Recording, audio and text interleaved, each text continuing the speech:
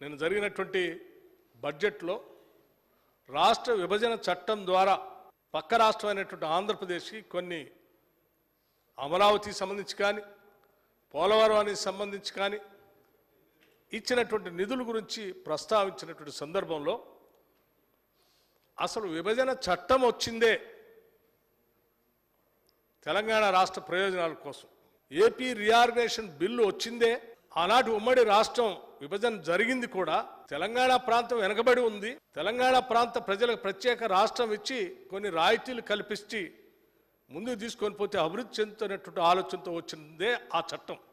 రాష్ట్ర ప్రయోజనాల కోసం అయితే చట్టం తీసుకొచ్చి విభజన తీసుకొచ్చామో ఆ రాష్ట్ర ప్రయోజనాల కోసం ఇవ్వాల్సిన నిధులు ఏమీ కేటాయించకుండా వాటిని ప్రస్తావించి మాట్లాడినటువంటి వైనం కొంత తెలంగాణ రాష్ట్రానికి సంబంధించిన ప్రతి ఒక్కళ్ళకు కూడా బాధ కలిగించినటువంటి అంశం అధ్యక్ష.